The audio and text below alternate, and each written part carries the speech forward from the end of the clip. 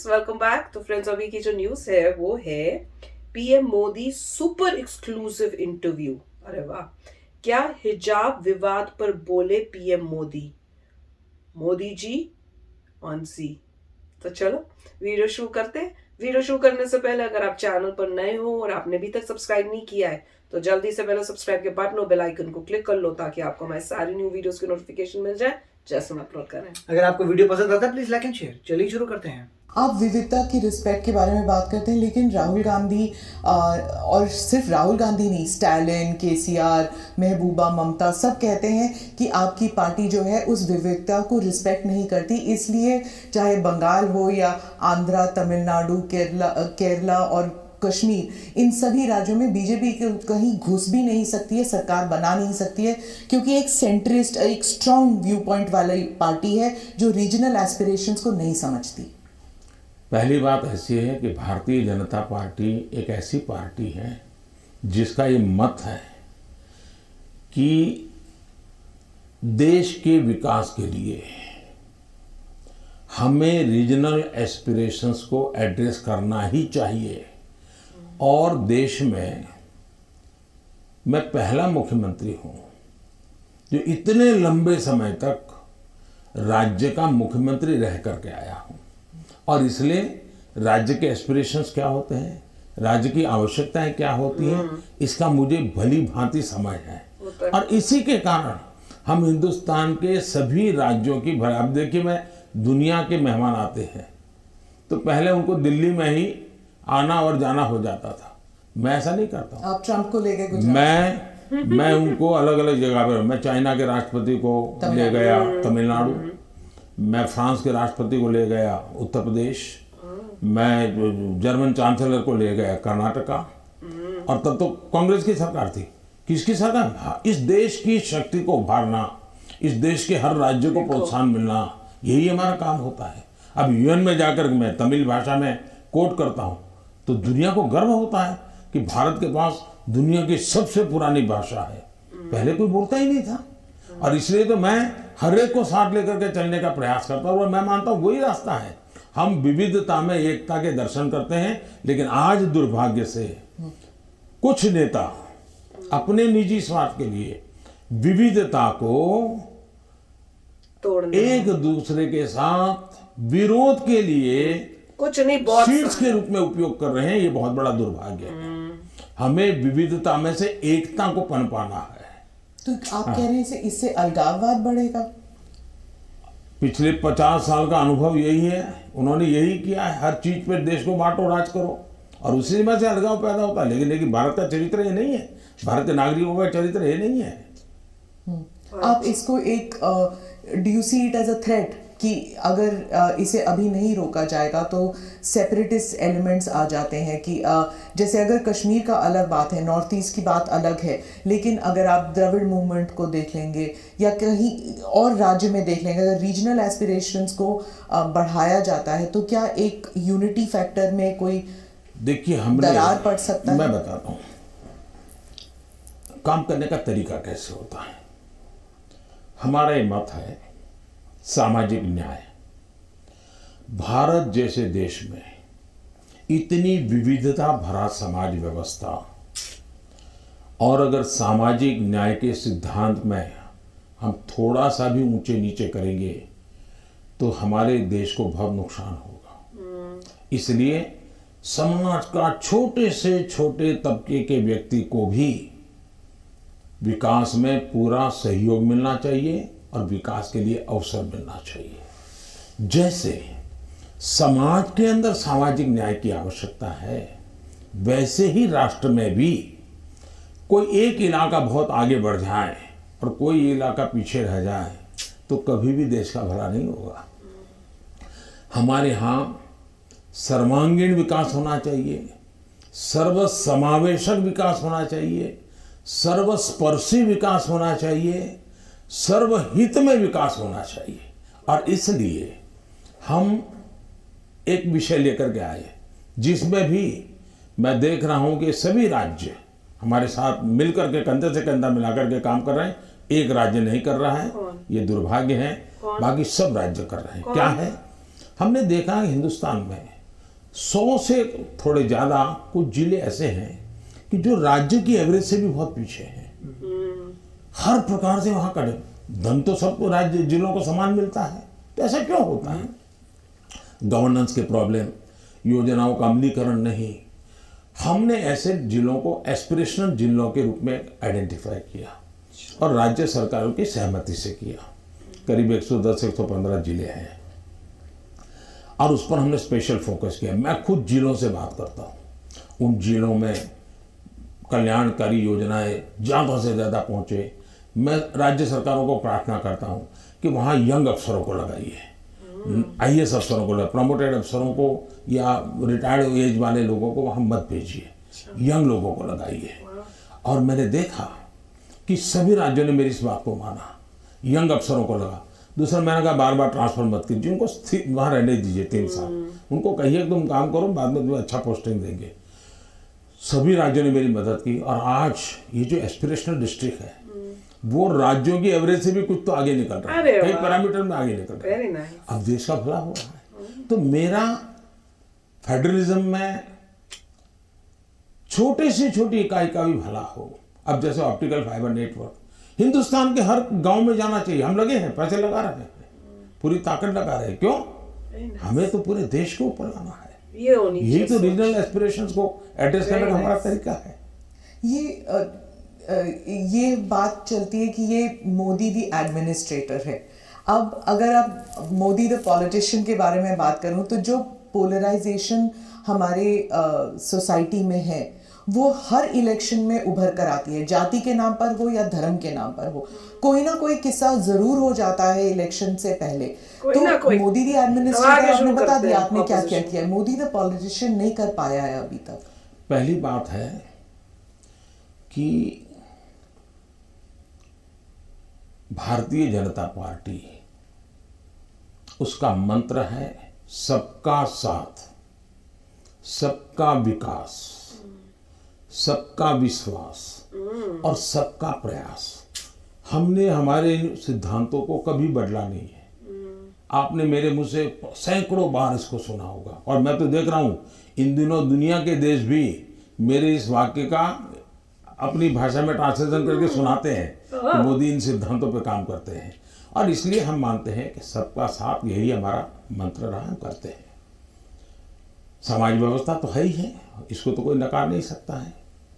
लेकिन हैरानी तब होती है जब मैं देख रहा हूं मीडिया में हम समाज को कोई दबा कुचला वर्ग हो, उसकी चिंता हमको करनी चाहिए, क्यों नहीं करनी चाहिए। लेकिन हम कहेंगे भाई इस समाज में अगर पंथ के आधार पर देखें तो इस संप्रदाय में इस प्रकार की जाति व्यवस्था का वर्णन करेंगे और इस समाज में हम कभी नहीं करेंगे। क्या वहाँ भी समाज के और वर्गों में जातियाँ नहीं हैं, ऊंच नीच नहीं है, वहाँ पर बैकवर्ड नहीं। अब जैसे मेरे यहाँ गुजरात में मुस्लिम संप्रदाय में मैं समझता हूँ कि 70 जातियाँ ऐसी हैं जो ओबीसी हैं और मेरे गुजरात में जब मैं था उनको ओबीसी की कैटेगरी में बेनिफिट मिलता था। लेकिन कभी मैं मीडिया में नहीं देख रहा हूँ कि भाई वहाँ कितने ओबीसी को टिकट मिला, वहाँ कितने पिछड़ों को टिकट मिला, कुछ नहीं। तो ये इस प्रकार की राजनीति कौन करते हैं जी? क्या इसे बाहर आना चाहिए कि नहीं आना चाहिए? क्यों नहीं आना हम टिकट देंगे तो भी जाति के आधार पर बंटवारा शुरू कर देते हैं, ये इसी भाषा में वर्णन करते हैं। किस जाति का कितना वोट मिलेगा ये भी कह रहे हैं। हम ये सारी भाषा को बदलना चाहिए और इसलिए सबका साथ सबका विकास, हम उसी मंत्र को लेकर के चलना चाहते हैं ताकि हमारा मत है कि देश की एकता देश को आगे ले जाने के लिए बहुत आवश्यक है। पर जो अल्पसंख्यक है वो दरार में गिर जाते हैं, वो जो फिशर्स होते हैं उनमें गिर जाते हैं। जो वो आपने तो कई सारे उदाहरण दे दिए जहां पर वो जैसे आपने कहा कि कार्ड यहाँ पर भी इस्तेमाल हो सकता है, वहां पर भी इस्तेमाल हो सकता है, बहुत सारी योजनाएं हैं। लेकिन जब ऐसे पोलराइजेशन की जो किस्से हो जाते हैं तब क्या होता है, मीडिया में भी आ जाता है, और जब मीडिया में आता है minorities are not safe in India, international media में भी आ जाता है।